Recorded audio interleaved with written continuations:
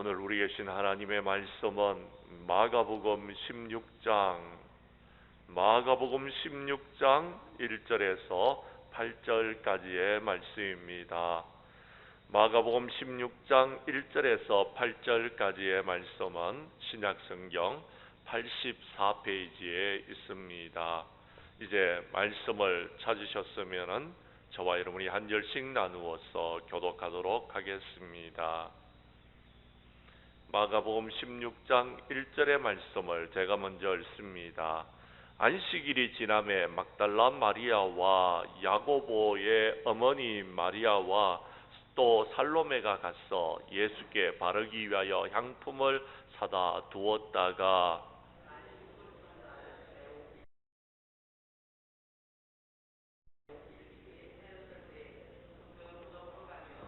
서로 말하되 누가 우리를 위하여 무덤 문에서 돌을 굴려 주리요 하더니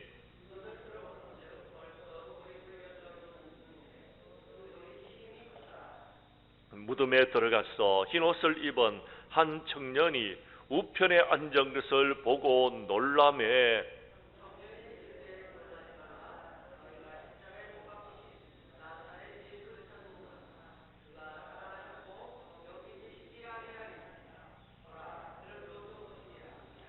가서 그의 제자들과 베드로에게 이르기를 예수께서 너희보다 먼저 갈릴리로 가시나니 전에 너희에게 말씀하신 대로 너희가 거기서 배우리라 하라 하는지라.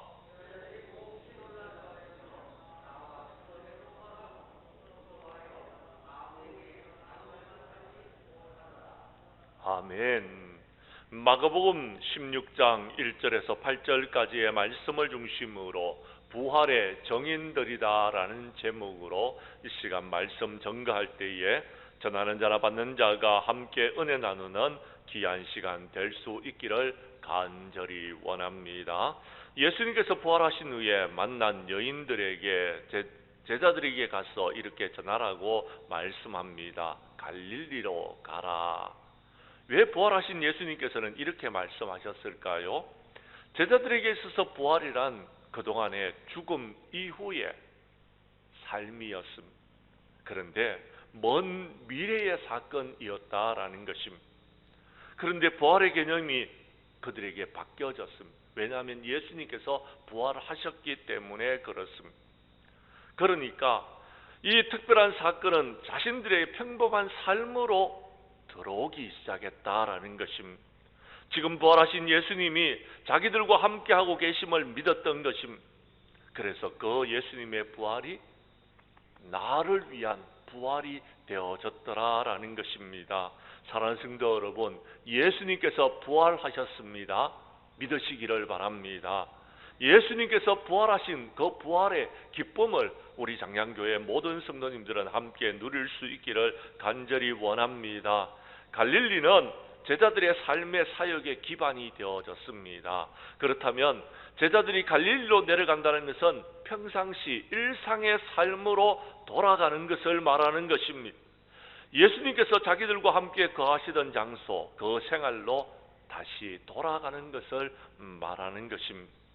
여기서 우리가 얻는 교훈이 있습니다. 부활절에만 예수님의 부활을 묵상하는 것이 아니라 우리는 일상의 삶 가운데서 부활하신 주님을 만나면서 매일 기뻐하고 즐거워하고 감사하고 찬양하는 그런 삶을 살아가는 우리가 되어야 된다라는 것입니다. 그렇습니다. 부활절에만 예수님을 만나는 것이 아닙니다.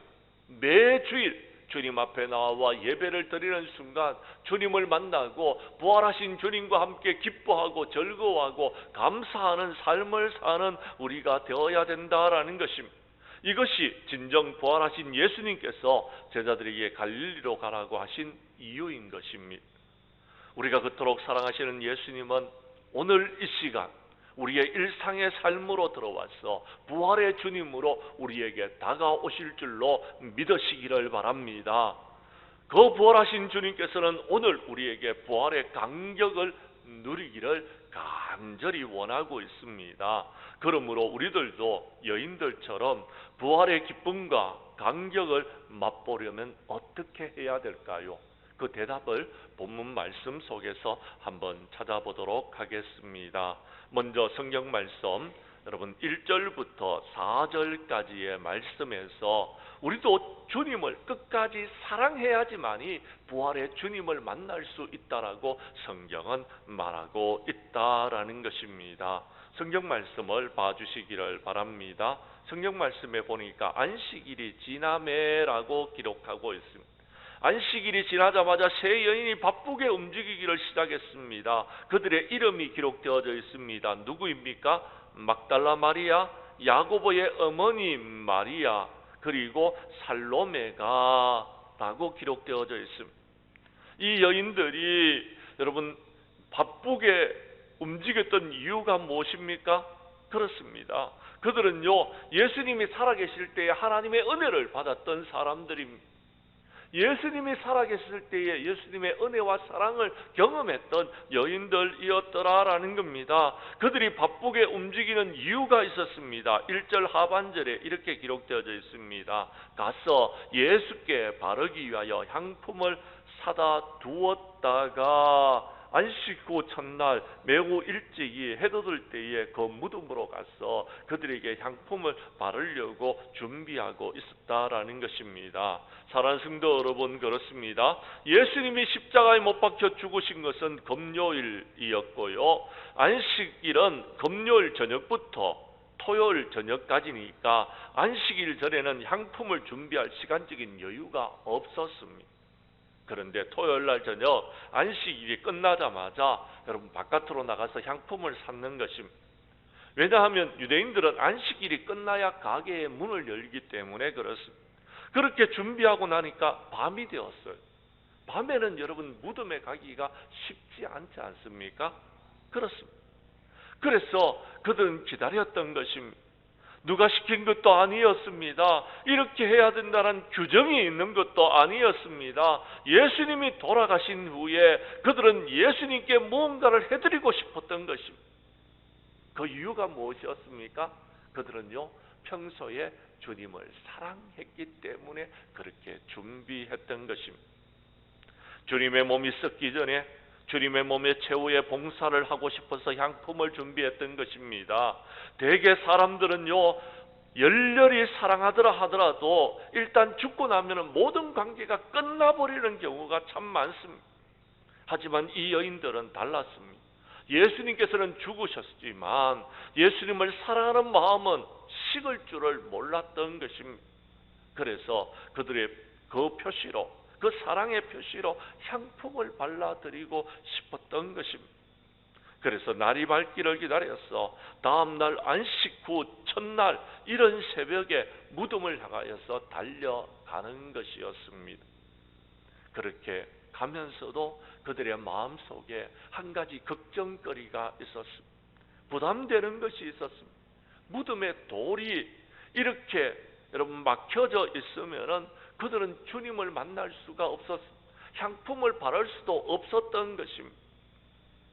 그런데 그들은 무덤을 향하여 나아갔던 것입니다. 무덤에 막고 있는 돌은요, 장정 몇 사람이 움직여야지만이 움직일 수 있는 돌이었습니다. 어떻게 보면 참으로 어리석기도 하고 참으로 맹목적인 모습이 보여집니다. 그런데 여러분 가보니까 놀라운 일이 벌어졌습니다. 어떤 일입니까? 4절의 말씀입니다. 4절 말씀을 여러분이 읽어주시기를 바랍니다. 시작.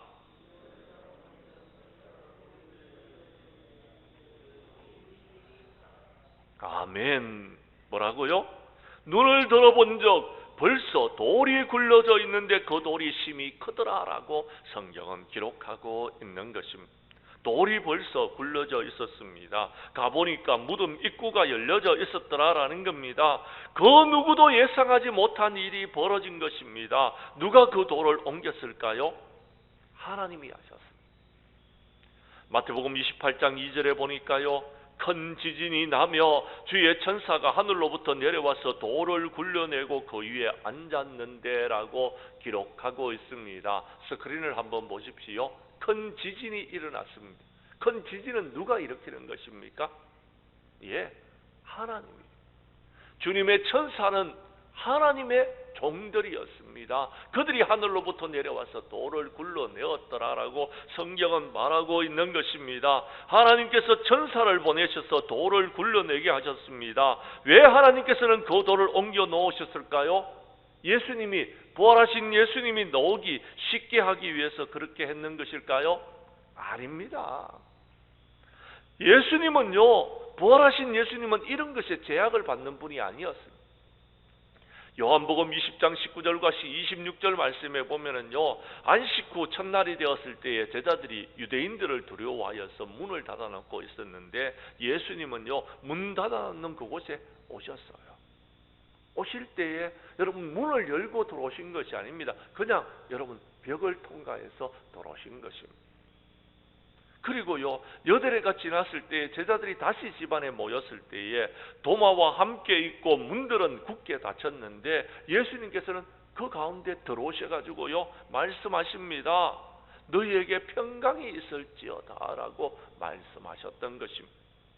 사랑하는 성도 여러분, 이 두 말씀을 보더라도요, 부활하신 예수님은 문이 열려 있느냐 닫혀 있느냐 상관없이 활동하시는 분이심을 우리가 알 수가 있는 것입니다.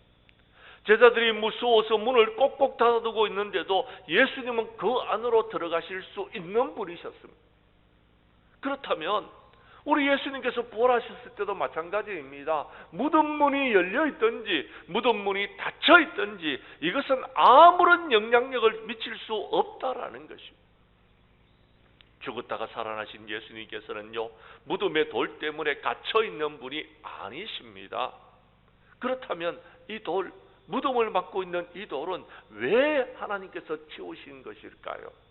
누구를 위해서 치우셨을까요? 그렇습니다.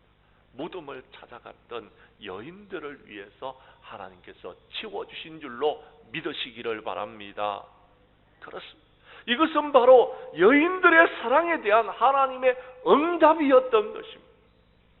하나님께서는 이 여인들에게 예수님께서 부활하신 부활의 현장을 보여주고 싶으셨던 것입니다. 하나님께서는 자신들을 사랑하는 사람들, 끝까지 주님전에서 충성하시는 하나님의 사람들을 절대로 실망시키는 분이 아니심을 믿으시기를 바랍니다. 우리 하나님은 지금도 우리를 위해서 놀라운 일을 하고 계시는 것입니다. 성경 말씀을 다시 한번 보시기를 바랍니다. 2절과 3절의 말씀을 우리 읽겠습니다. 제가 2절을 읽을 테니 3절은 여러분이 읽어주십시오. 안식 후 첫날 매우 일찍이 해 돋을 때에 그 무덤으로 가며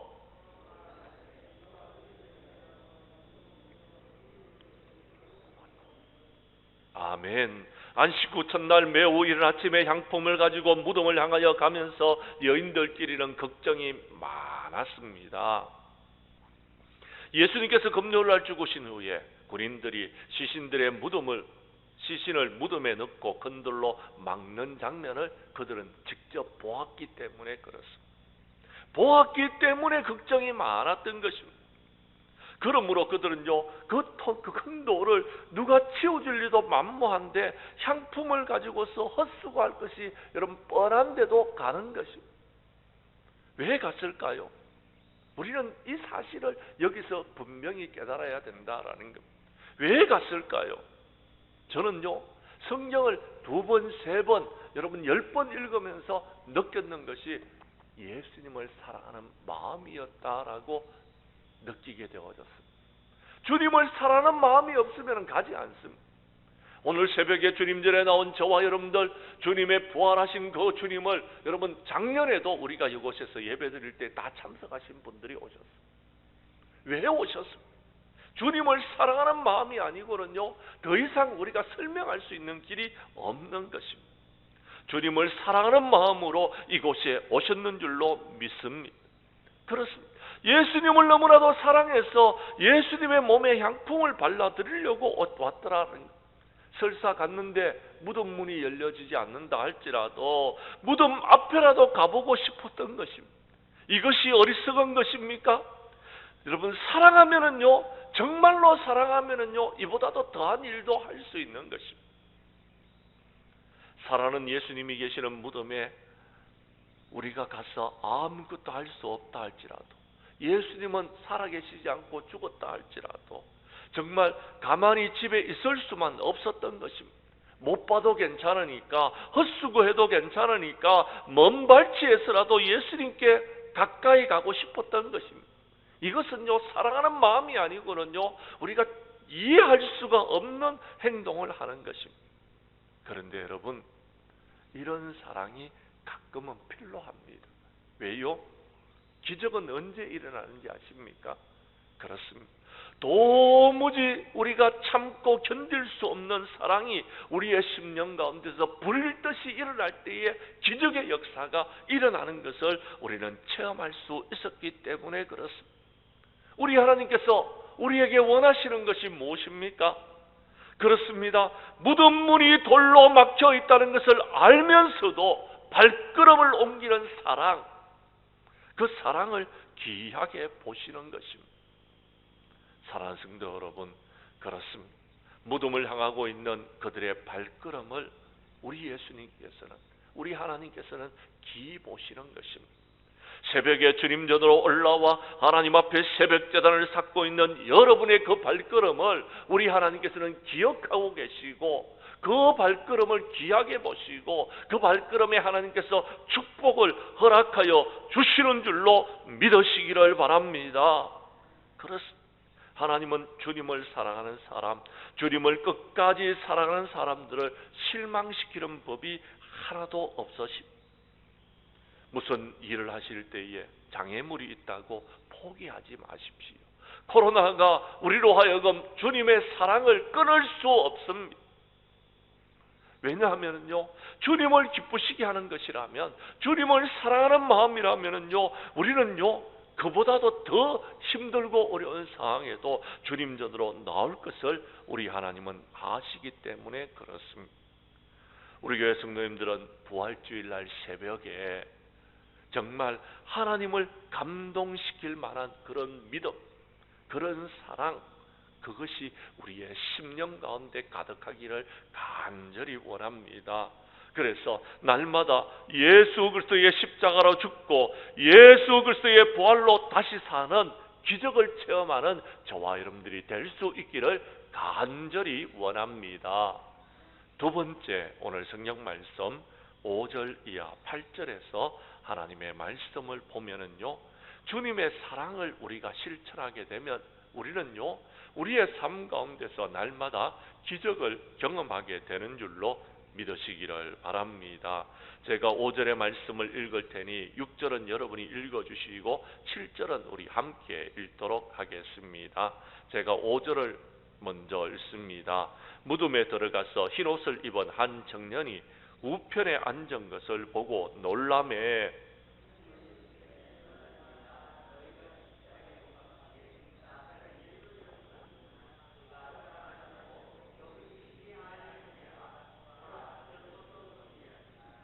7절의 말씀을 함께 읽습니다. 가서 그의 제자들과 베드로에게 이르기를 예수께서 너희보다 먼저 갈릴리로 가시나니 전에 너희에게 말씀하신 대로 너희가 거기서 배우리라 하라 하는지라. 아멘. 사랑하는 성도 여러분, 성경 말씀을 잘 보십시오. 무덤에 들어가던 여인들이 깜짝 놀랐습니다. 흰옷을 입은 한 청년이 여러분 있는 것을 보았습니다. 천사가 우편에 앉아 있었기 때문에 그렇습니다. 얼마나 놀랐는지 성경 말씀에 이렇게 기록되어져 있습니다. 그 흰옷을 입은 청년이 6절 말씀에 보면은 놀라지 말라라고 말하고 있다라는 것입니다. 놀라지 말라라고 위로할 정도였습니다. 또요 8절 말씀에 보면은요, 여인들이 몹시 놀라 떨며 나와 무덤에서 도망하고 무서워하여 아무에게도 아무 말도 하지 못하였더라. 놀라지 말라 그랬는데 너무너무 놀랐습니다. 그래서 도망했다라고 기록합니다. 한동안은 무서워서 아무에게도 아무 말을 못할 지경이었습니다. 왜 여인들이 이렇게 놀랐을까요? 여러분 이 장면을 한번 머릿속에서 여러분 상상해 보시기를 바랍니다. 여러분 무덤은 어떻습니까? 어두운 곳입니다. 그 순간 여인들이 무덤에 들어가면서 상상했는 것은 무엇입니까? 세마포로 쌓여져 있는 예수님의 시신입니다. 시신이 어느 쪽에 누워 있을까를 생각했던 것입니다. 그래서 조심조심 들어가는데 놀랍게도 시신이 아니라 흰옷을 입은 청년이 떡하니 앉아 있는 것이었습니다.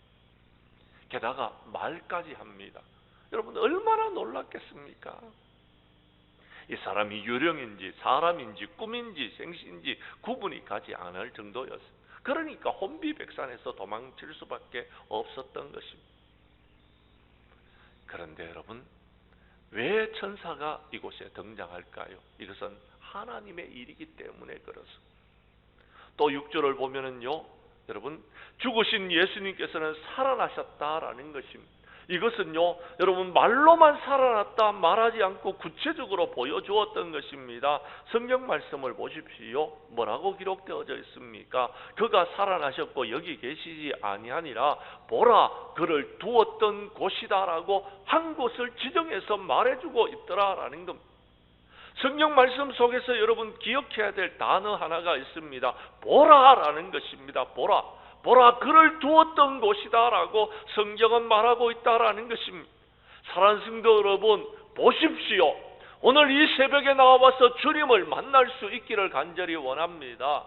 우리 장로님도 기도하셨지만 주님을 만나야 됩니다. 부활하신 주님을 만나지 아니하고는요, 이 힘들고 어려운 세상을 살아갈 수가 없는 것입니다. 빈 무덤을 보라는 것입니다. 빈 무덤만 보는 것이 아닙니다. 나중에 보면은요, 성경에 보면 그들이 주님을 직접 만납니다. 주님께서는 그들을 만나 주셨습니다. 부활하신 주님은요, 그들을 찾아와셔서 만나 주셨다라는 것입니다. 혹시라도 사람들이 다른 곳에 치워놓고 살았다고 거짓말할까봐 빈 무덤과 함께 직접 살아나신 자신의 몸을 보여주셨다라는 것입니다.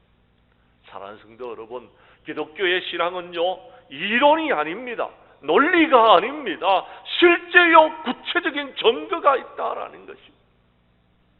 보지 않고 말하는 것, 보고 말하는 것은 엄청난 차이가 있습니다.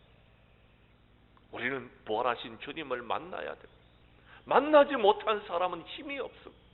만나지 못한 사람은요, 말하는 어투가 다르는 것, 자신감이 없는 것입니다. 바울이 부활하신 주님에 대해서 듣기만 했을 때에는요, 예수 믿는 사람은 다 미친 사람이라고 생각했습니다. 그런데요, 그가 예수님을 만났습니다.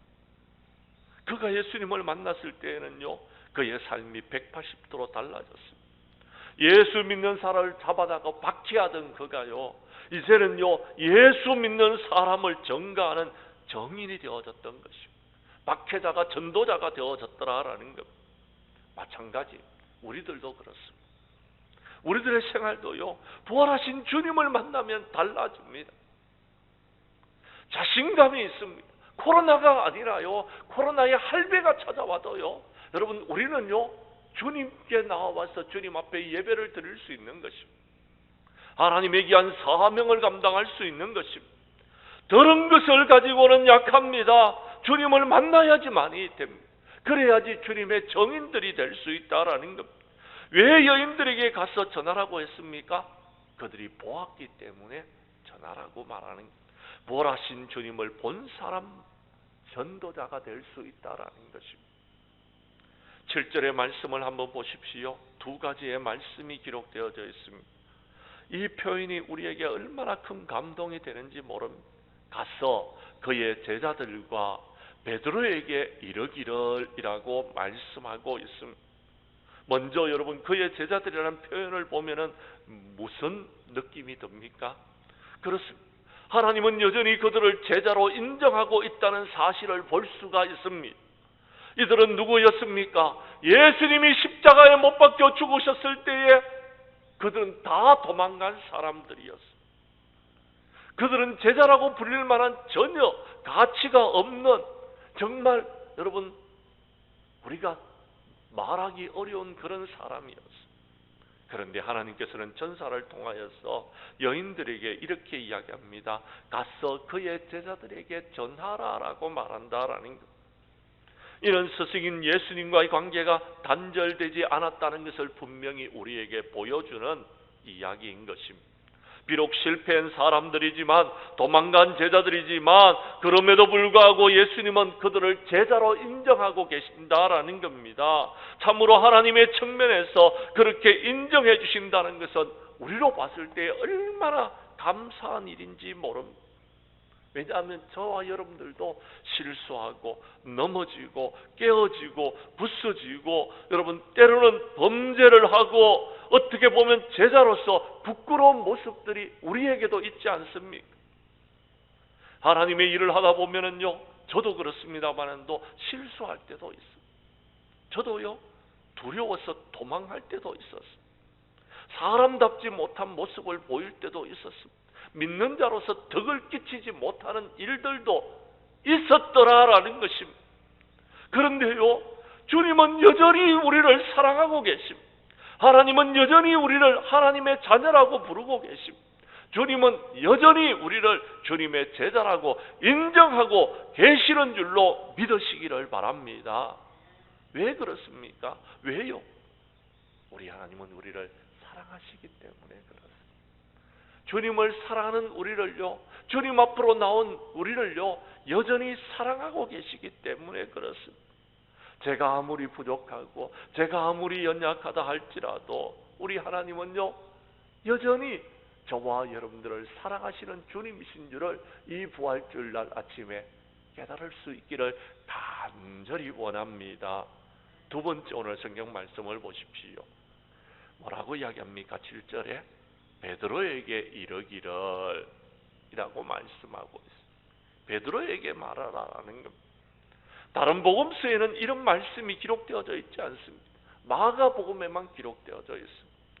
천사가 특별히 베드로의 이름을 지명하여서 가르치면서 그에게 가서 전하라라고 말씀하고 있습니다. 베드로는 어떤 사람이었습니까? 그렇습니다. 그는요, 예수님을 모른다고 부인했던 사람이었습니다. 예수님을 모른다고 부인했기 때문에 그는요, 예수님과 약속을 지키지 못하고 무척 자신을 실망스럽게 생각했을 것입니다. 그리고는요, 양심의 가책과 후회로서 괴로운 시간을 보내고 있었을지도 모릅니다. 뿐만 아닙니다. 자기 자신을 생각해 보니까 너무나도 믿고 너무나도 초라해 보이고 다른 제자들을 볼 면목이 없는 상태였을 것입니다. 그 누구도 만나고 싶은 마음도 없고 고개를 들고 다른 사람을 만날 수도 없는 그런 상태였습니다. 제자들 중에 수제자였는데요, 여러분 제자들 앞에 당당히 나설 수 있는 그런 입장도 아니었을 것입니다. 그러하기에 우리 주님은요, 베드로에게 가서 이 말을 전하라라는 것입니다. 사랑하는 성도 여러분, 그렇습니다. 그렇기 때문에 더더군다나 회복이 필요한 상태입니다. 부활하신 주님이 그에게 필요하신 상태였습니다. 그런데 천사가 베드로의 이름을 꼭 집어서 가서 이 소식을 베드로에게 전하라라는 것입니다. 너희보다 먼저 갈릴리로 가시나니 전에 너희가 말씀하신 대로 너희가 거기서 예수님을 배우게 될 것이다 라는 것입니다. 사랑하는 성도 여러분, 이것은 무엇을 말해주는 것입니까? 우리 예수님은요, 우리가요, 예수님을 배반했든지 예수님을 모른다고 했든지 거기에 대해서는 아무런 관심이 없더라라는 것입니다. 오히려 베드로를 긍휼히 여기사 베드로를 주님 전으로 다시금 초청하고 계시는 것입니다. 사랑하는 성도 여러분, 베드로가 이 소식을 들었을 때의 기분이 어떠했을까요? 여인들이 와서 이렇게 말했을 때에 천사가 제게 베드로에게 가서 이 소식을 전하라고 말씀하셨어요 했을 때에 베드로의 기분을 한번 여러분 느껴보시기를 바랍니다. 아마 이런 반응을 하지 않았을까요? 천사가요? 나에게요? 정말요? 나에게요? 그렇게 말했을 것입니다. 그 순간 그는요, 그 자리에서 일어나서 기쁨과 감격의 눈물을 흘렸을지 모르겠습니다. 그래서 다른 성경에 보면 베드로는요, 무덤을 향해서 쫓아갔더라라고 이야기합니다.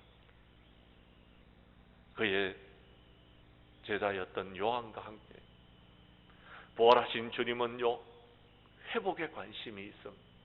부활하신 주님은요, 우리에게 잘못을 징계하기보다도, 우리를 심판하기보다도 우리를 용서하시고 회복하시는 데 관심이 있더라라는 것입니다. 우리 주님은 우리에게요, 심판을 하는 것에 목적이 있는 것이 아닙니다. 심판은 그 다음에 먼저 우리를 구원하시고 우리를 용서하시고 우리를 사랑하시는 하나님이심을 믿으시기를 바랍니다. 사랑하는 성도 여러분, 오늘 주님절에 나온 여러분들은 베드로처럼 공황 상태에 빠져 있는 사람은 없습니까? 자신이 너무나도 초라하게 보이고 죄책감과 열등감과 부끄러움과 수치스러움으로 다른 사람들의 시선이 부담스러운 사람은 계시지 않습니까? 그렇다 할지라도 주님 연으로 나오십시오. 그러면 주님께서 여러분을 만나 주실 것입니다. 그리고 베드로에게 말씀하셨던 것처럼 우리의 이름을 불러주시면서 말씀하신 것입니다. 너는 나의 자녀다. 내가 너를 사랑한다. 내가 부활했다. 그러니까 지난 일은 우리가 다 잊어버리고 다시 새롭게 시작하자라고 말씀하실 것입니다. 코로나는 곧 끝날 것입니다. 이제 우리 다시 한번 열정적으로 주님을 사랑하는 우리 장량교회 성도들이 되어져서 살아나신 부활하신 주님을 만나고 그 주님을 증거하는 저와 여러분들이 될 수 있기를 간절히 원합니다. 이제 말씀을 마치려고 합니다. 사랑하는 성도 여러분, 예수님이 부활하신 새벽에 우리 교회 성도님들은 부활하신 주님의 말씀을 듣고 다시금 그 자리에서 일어설 수 있는 저와 여러분들이 될 수 있기를 원합니다. 부활하신 주님을 만나고 이제 우리의 삶이 새롭게 변화되어지는 역사가 일어나기를 간절히 원합니다. 그래서 다시 사신 부활의 주님을 온 세상에 전하는 예수 부활의 정인들이 다 될 수 있기를 주님의 이름으로 간절히 축원합니다.